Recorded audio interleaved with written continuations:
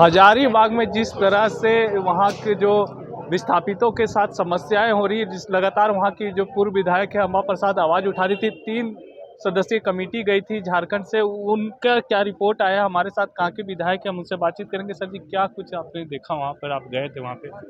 4 तारीख से ही लगातार वहाँ धरना पे हैं वहाँ के विस्थापित लोग, और जो डिमांड्स है वो डिमांड्स पूरा नहीं की जा रही है।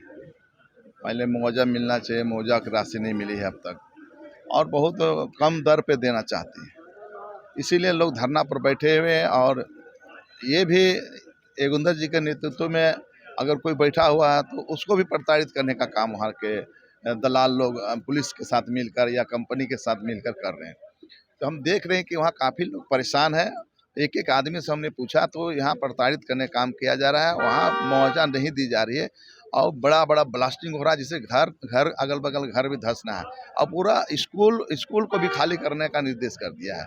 और उसके बाद इसे योगेंद्र जी का 2.5 एकड़ ज़मीन में फैक्ट्री चलता था, बड़ा सा ईंटा था, अच्छा क्वालिटी का, उसको पूरा ध्वस्त कर दिया बिना सूचना का। मतलब बलपूर्वक प्रशासन का मदद लेते हुए कंपनी के लोगों ने किया। एनटीपीसी को ये काम मिला गया, लेकिन एनटीपीसी पेटी के हिसाब से ऋत्विक कंपनी को दे दिया और कई कंपनियों को दे दिया गया है। इस हिसाब से वहाँ बहुत ही स्थिति खराब है। वहाँ जब तक मुआवजा नहीं लोगों को मिल जाता है तब तक वहाँ राहत मिलना मुश्किल है। विधायक अम्बा प्रसाद ने कई तरह का आरोप लगाए कि पुलिस वहाँ पर मिली भगत करी, आपकी सरकार है झारखंड में, क्या लगता है? देखिए, अब कौन पुलिस किसके साथ मिली भगत है ये हम नहीं जानते, लेकिन पुलिस जो है 400-500 जो पुलिस रात में जाके गांव में घुसकर लोगों को उठाकर पिटने का काम किया था। यहाँ झारखंड राजधानी की बात करें, आपका जो क्षेत्र है वहाँ नगरी में जिस तरह से आपने देखा कि आंदोलन हुआ, क्या लगता है कि आपको बदनाम करने की साजिश है या फिर कुछ ऐसा? देखिए, बदनाम करने के और मामला नहीं है, मामला है कि कानून का है, एक्ट का मामला। ये जमीन 1894 एक्ट के तहत लिया गया था, ये कानून, ये जमीन अधिग्रहण हुआ है 1957-58 में। उसी के तहत ये जमीन जो है बिरसा एग्रीकल्चर के में आज भी यथावत है। तो बिरसा एग्रीकल्चर को दिया है, तो बिरसा एग्रीकल्चर भी राज्य सरकार के अंडर में आता है। तो राज्य सरकार के पास ये स्कीम आई कि भाई यहाँ पर एक हॉस्पिटल आपको हम देते हैं रिम्स 2 बनाने के लिए, क्योंकि यहाँ इस राज्य में स्वास्थ्य की जो स्थिति है बहुत दयनीय है। आप देख रहे हैं रिम्स में आए दिन वहाँ भीड़ हो जाती है, किसी को बेड नहीं मिलता है, किसी को आईसीयू नहीं मिलता है, किसी को वेंटिलेटर नहीं मिलता है। ये सारी चीज़ों को देखते हुए राज्य सरकार ने निर्णय लिया, माननीय हेमंत सोरेन ने, कि हम रिम्स 2 बनाएंगे। इसी सिलसिले में उस जमीन की डिमांड्स की गई। पहले तो मांगा गया रिनपास के पास, तो रिनपास के पास जमीन नहीं थी, तो रिनपास ने ऑलरेडी कैंसर हॉस्पिटल को रघुवर दास के टाइम में दिया था, 12 एकड़ जमीन दे दिया। तो आवश्यकता अनुसार जो है जमीन लिया जाता है आपका। जैसे बिरसा एग्रीकल्चर का जमीन था ऐसा पड़ा हुआ, तो बिरसा एग्रीकल्चर ने राज्य सरकार को दे दिया। इसी सिलसिले में काम चल रहा है, इसी सिलसिले में ये जमीन के चर्चा हो रही। इसी तरह का मान ली एचईसी के जमीन, बहुत सारे जमीन लिया है, तो आज एचईसी दे रही है ना यहाँ पर स्मार्ट सिटी बनाने के लिए, या यहाँ विधायक आवास बनाने के लिए दिया, तो उसे लिया जाता है, सरकार के अंदर में है। कोई अभी नए सिरे से कोई लैंड एक्विजिशन नहीं किया जा रहा, जमीन अधिग्रहण नहीं किया जा सकता नए सिरे से।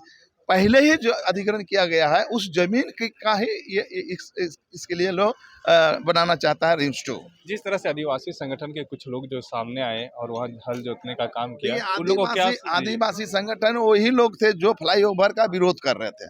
फ्लाईओवर में हेमंत सोरेन जैसे नेता जो पूरे विश्व में चर्चित नेता है, जिन्होंने कोरोना काल में इतना अच्छा काम किए, वैसे नेताओं को भी लोग विरोध किए हैं। तो वो लोग से हम क्या कर सकते हैं? ये लोग एक टीम बनाया हुआ है, गिरोह बना के चल रहे हैं लोग, कि बीजेपी का बी टीम के टाइम में वो लोग काम करते हैं, हमेशा डिस्टर्ब करने का काम करते हैं, राज को उथल पुथल करने का काम करते हैं। अरे जो काम अच्छा हो रहा है, अच्छा काम में सकारात्मक सोच लेकर आगे बढ़ो ना यार, काम करवाओ, उसमें क्या दिक्कत है?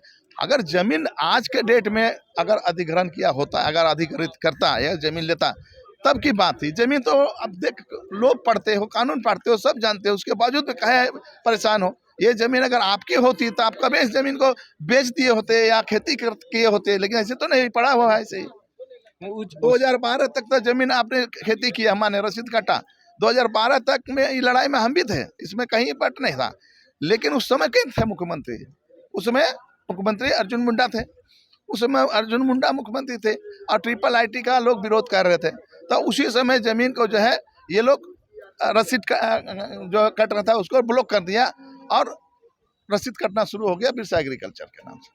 उस जमीन पर बहुत ज़्यादा नहीं था, लेकिन आज के डेट में उस जमीन का रसीद और ऑनलाइन पंजी 2 में बिरसा एग्रीकल्चर का है। तो हम कागज़ को न देखेंगे, कानून को न देखेंगे, तो बस यही हकीकत है और दूसरा कुछ हकीकत नहीं। लोग आज कह रहा है कि नहीं आदिवासी को खड़ा करके वहाँ राजनीति कर रहा है भारतीय जनता पार्टी। और वहाँ के क्षेत्र की जनता को क्या संदेश दीजिएगा कि इस बहकावे में नहीं आए? क्षेत्र की जनता से हाथ जोड़कर नम्र प्रार्थना करते हैं कि शांतिपूर्वक ढंग से रहिए, आपसी भाईचारे की प्रेम से रहिए और वहाँ जो भी रिम्स 2 बने या दिसुम गुरु शिबू सोरेन के नाम से अगर वहाँ संस्थान बनता है तो उसमें जो भी सुविधा होगी, मूलभूत सुविधाएं सबसे पहले वहाँ के लोगों को दी जाएगी। तो जो भी सुविधा वहाँ पर होगी, नगरी में जो जमीन है वहाँ रिम्स 2 बनेगा तो वहाँ के स्थानीय लोगों को सुविधा मिलेगी, नौकरी मिलेगी और जो इलाज होगा तो वहाँ के स्थानीय लोग पहले वहाँ जाके इलाज भी करा सकेंगे। सहयोगी रिजवान के साथ मैं संजीत झा, कोयलांचल संवाद, रांची।